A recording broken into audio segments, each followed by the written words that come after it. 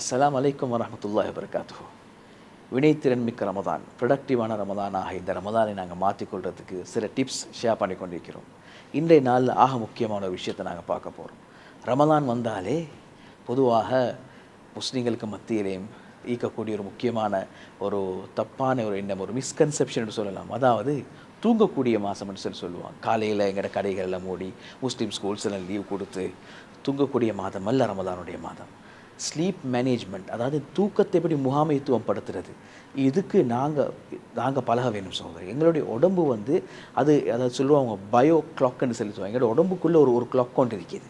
அந்த கிளாக்குக்கு நாங்கள் இந்த 11 மாதம் பழக்கின ஒரு பழக்கம் ஒன்று இருக்குது. அதுக்கேற்ற மாதிரி தான் அந்த உடம்பு வேலை செய்யுது.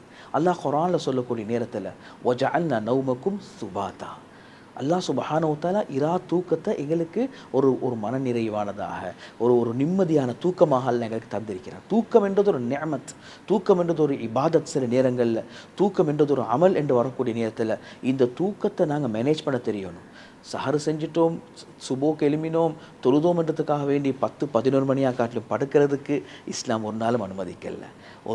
ஒரு முஃமின் சோம்பேறி ஆகிக்க மாட்டாங்க என்பதாக ரசூல் ஸல்லல்லாஹு அலைஹி வஸல்லம் சொன்னதாக சில ரிவாயத்துகளில் வந்திருக்குது. ரமதான் சோம்பேறி ஆக்கிறதுக்குரிய மாதம் அல்ல. எனவே தூங்குறதை மேனேஜ் பண்ணிக்கொள்வோம்.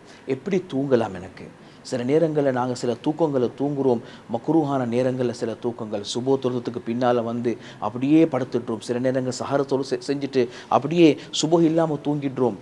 இதெல்லாம் நாங்கள் எதமோ குளிக்க போய்த்து சேர்த்த பூசின மாதிரி கதையாயிடும். அதாவது ரமலானுடைய மாதம் நாங்கள் ரமலானுக்கு எப்படி நோம்புக்கு எப்படி முக்கியத்துவம் கொடுக்குறோமோ இதை மாதிரி தொழுகைக்கு முக்கியத்துவம் கொடுக்க வேண்டிய ஒரு விஷயம் கட்டாயம் தேவை ஒன்று இருக்குது. எனவே டயர்ட் ஒன்று இருக்கும், உடம்புல சில டயர்ட் இருக்கும். அந்த தூக்கத்தினால நீங்கள் மேனேஜ் பண்ணிக்கொள்ளணும். ஆக சிறப்பான தூக்கம் கைலூலாவுடைய தூக்கம். அவங்க சொல்லுவாங்க, இங்கிலீஷில் சொல்லுவாங்க பவர் நேப்னு சொல்லுவாங்க. ஒரு 20-40 நிமிஷம் வரைக்கும் லோருக்கு முந்தியோ லோருக்கு பிந்தியோ இந்த டைமில் தூங்கி நாங்கள் எழுமினோம்னு சொன்னால் ஃபிட்டாக இருக்கும்.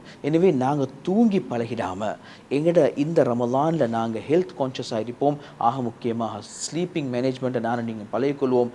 வினைத்திறன் மிக்க ஒரு ரமலானாக, ப்ரொடக்டிவான ரமதானாக இந்த ரமலானை கடிக்கிறதுக்கு வல்ல ரஹ்மான் எனக்கும் உங்களுக்கும் அருள் புரிவானாக. வாஹிர் தஅவானா அல்ஹம்துலில்லாஹி ரப்பில் ஆலமீன்.